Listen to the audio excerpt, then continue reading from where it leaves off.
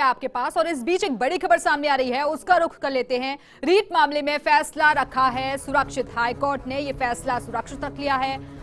आपको बता दें कि ये रीट दायर की गई थी शिक्षकों की तरफ से कि उन्हें ज्वाइनिंग जल्द से जल्द दी जाए स्कूलों में, और शिक्षकों के भविष्य से जुड़ा हुआ ये फैसला था जिसे सुरक्षित रख लिया गया है। हाईकोर्ट ने यह फैसला सुरक्षित रखा है।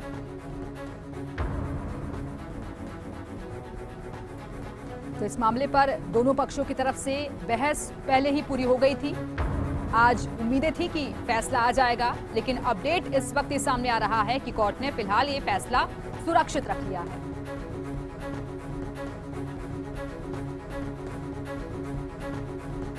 तो इस मामले पर राजनीति भी खूब देखने को मिली थी और लंबे वक्त से लगातार शिक्षकों के हक की आवाज उठाने का दावा दोनों ही पार्टियों की तरफ से किया जा रहा था। फिर चाहे वो बीजेपी हो या कांग्रेस, अपने अपने तर्क रख दिए थे दोनों ही पक्षों की तरफ से कोर्ट में।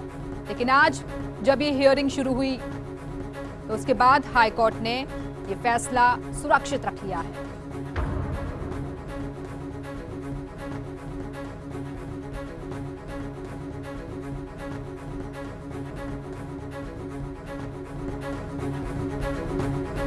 तो दरअसल शिक्षकों की ज्वाइनिंग से जुड़ा हुआ ये पूरा मामला था और इसमें याचिकाएं दाखिल की गई थी और दोनों पक्षों को सुनने के बाद अब फैसला रख लिया है हाई कोर्ट ने।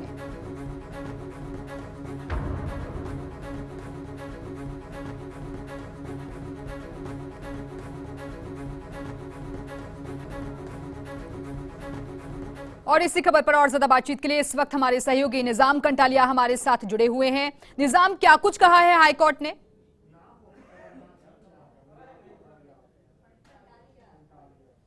बिल्कुल, देखिए कि आज लगातार 4 दिन से मैराथन सुनवाई हो रही थी और आज इस मामले में जो जस्टिस मोहम्मद रफीक साहब की जो बेंच है उन्होंने फैसला जो है वो सुरक्षित रख लिया है और एक तरह से सभी पक्षों को एक मौका भी दिया है कि वो अपना अगर कोई रिटर्न सबमिशन देना चाहे तो वो 23 जनवरी तक दे सकते हैं। और सबसे महत्वपूर्ण बात देखिए, काफी लंबे समय से हम देख रहे हैं कि 8 माह हो चुके हैं जो 26,000 टीचर्स की और उनको यहाँ तक कि स्कूल भी आवंटित हो रखी थी और उनको जो लास्ट स्टेज था कि उनको बस जाके साइन करना है और उससे पहले ही जो चयनित अभ्यर्थियों की जो नियुक्ति थी उसको चुनौती दी थी एकल पीठ में।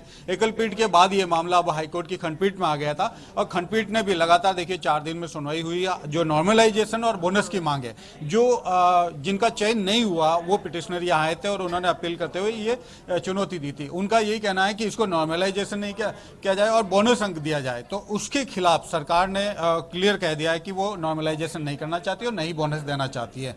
अब सभी पक्षों के जो है इस मामले में सुनवाई पूरी हो चुकी है।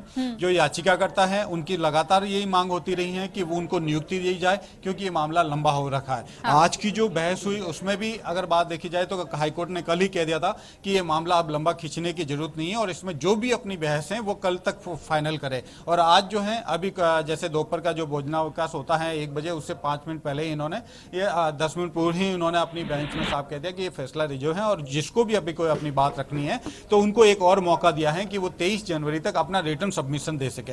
मेरे साथ उपेन भी है, लंबे समय से देखे उपेन ने इस मामले में दबाव बनाने की कोशिश की। अगर कहें तो इस मामले में पैरवी के लिए भी इन्होंने महाधिवक्ता तक से सीएम और डिप्टी सीएम तक से लड़के जो हैं महाधिवक्ता तक तो अपॉइंट कराया था। उपेन, अगर बात करें तो आप लोगों की जो सबसे मेन मांग थी जो चयनित अभ्यर्थियों की, वो क्या मांग रही और जिन्होंने जो हाईकोर्ट में दायर की है उनकी क्या ये रही?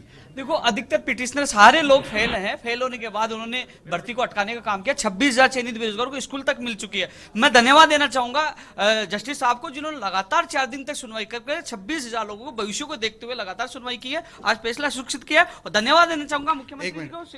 मैं यही बताना चाहूंगा कि जो आज जो मामले की सुनवाई जो है उसमें वो सबसे मेन चीज यही अटकी रही 2 पॉइंट पे, नॉर्मलाइजेशन और दूसरा है बोनस अंक की। बोनस अंक की मांग यूं करते रहे कि जब 2011-2012 का जो रेट है, जो एग्जाम हुआ था, पात्रता परीक्षा हुए, तो मेरे साथ अनूप दंड भी हैं जो इस मामले में या आज सर अगर बात करें, आज फैसला सुरक्षित रख दिया है हाई कोर्ट ने। इस मामले में जो याचिकाकर्ताओं की जो बहस है और जो उन्होंने अपने पक्ष रखे उनका क्या मेन मुख्य रूप से पॉइंट था और आप लोगों ने उसका क्या? 26,000 नियुक्तियों के संबंध में इन्होंने 3 मुख्य मुद्दे रखे कि वर्ष 2011, 2012 और 2015-17 में जो चयन का इन्होंने निर्धारण आंकड़ा रखा कि जिसके सर्वोच्च मार्क आएंगे उसी को नियुक्ति दी जाएगी। एक मुद्दा ये था। दूसरा मुद्दा ये था कि अलग अलग ईयर्स में एग्जाम्स हुई हैं, इसलिए उनके साथ ये एक बार आप इसको चेंज कर दोगे एकदम। कोई बात नहीं सर, मैं ये पूछना चाहूँ नॉर्मलाइजेशन और जो बोनस अंक का मामला है उसको लेकर आज क्या रहा? साफ की स्थिति बात करें तो क्या पक्ष रखा गया आपकी तरफ से? हमारी तरफ से यही पक्ष रखा गया कि नॉर्मलाइजेशन सिर्फ उसी परिस्थितियों में लागू किया जा सकता है जहां परीक्षा एक साथ हुई है।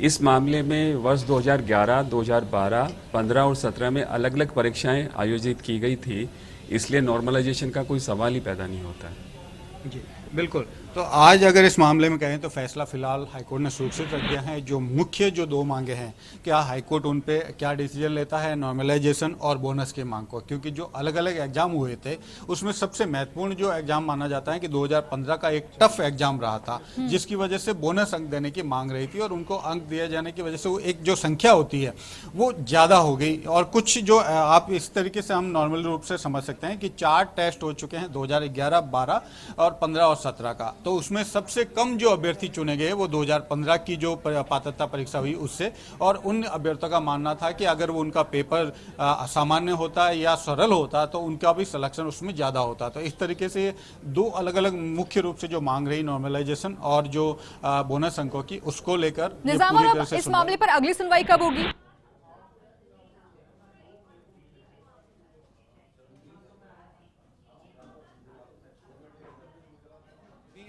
ये कहा गया है कि वो अपना रिटर्न सबमिशन दे सकते हैं। जो भी पक्ष है, फैसला आज से रिजर्व कर लिया गया है। हाँ। अब फैसले की इंतजार रहेगा कि फैसला कब दिया जाता है, क्योंकि 23 तारीख तक उन्होंने आखिरी समय दिया है सभी पक्षों को।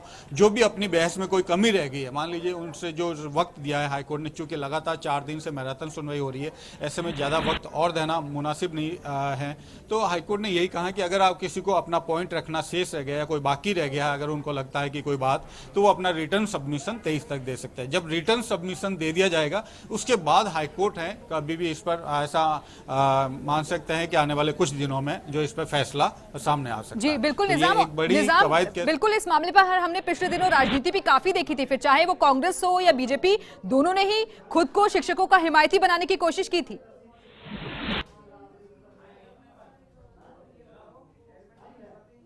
बिल्कुल, ये 8 महीने के अगर आप पीछे हम बैग जाते हैं तो एक बड़ी चीज सामने आती है कि जब पिछले साल में जब बीजेपी सरकार सत्ता में थी तो उनका ये आरोप था कि जो पिटिशनर्स हैं उनकी तरफ से जो है कांग्रेस कहीं इसको लटकाने की कोशिश कर रही है, इसलिए वो इसको कोर्ट में ले आई है। तो दूसरी तरफ कांग्रेस की जो थी उसका आरोप था कि सरकार नियुक्तियां नहीं देनी चाहती है इन शिक्षकों को और वो लटका के रखना चाहती है, इसलिए वो जानबूझ के कोर्ट में सही पैरवी नहीं कर रही। तो ये दोनों ही पक्ष एक दूसरे पर आरोप लगा रहे हैं। और अब चूंकि हम देखते हैं कि परिस्थितियां प्रदेश में पूरी बदल चुकी है, जो आरोप लगा रहे थे चाहे दोनों ही पक्षों के लिए अब विपरीत परिस्थितियां हो गई थी। ऐसे में इन चीजों पर वो दोनों ही आरोप कह सकते हैं कि आप राजनीतिक दलों के पास स्थिति नहीं है कि वो उन आरोपों को वापस दोहरा सके। अब वो दोनों ही दूसरे जगह, जब आप आज बीजेपी जो है वो विपक्ष में और कांग्रेस जो है सत्ता में है, तो ऐसे में वो अपने जो पुराने अगर उनके बयान देखे तो वो स्थिति में नहीं है कि वो इनके विरोध करे या कोई स्थिति में है।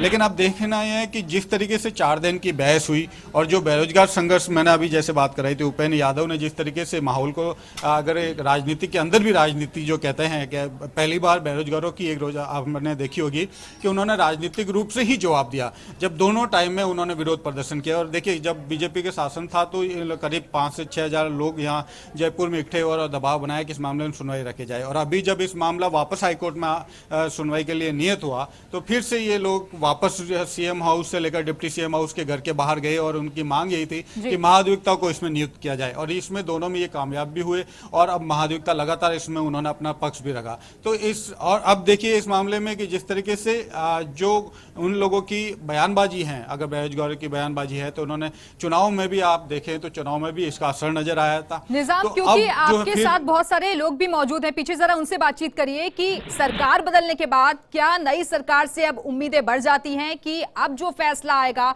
वो उन्हीं के हक में आएगा?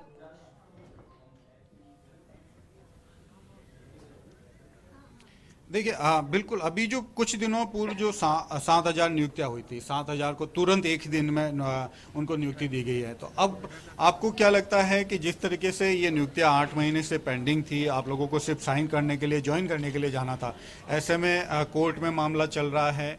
अभी हाल फिलहाल में हमने देखा कि जो गणित वाले टीचर्स का मामला हुआ तो आपको क्या मतलब किस तरह से लग रहा है, क्या सरकार की ओर से पैरवी सही की गई? सरकार की ओर से पूरी तरीके से बहुत अच्छी पैरवी की गई है और हम सभी 26,000 चयनित जो है माननीय सचिन पायलट साहब का, गहलोत साहब का बहुत बहुत आभार जताते हैं कि उनके सब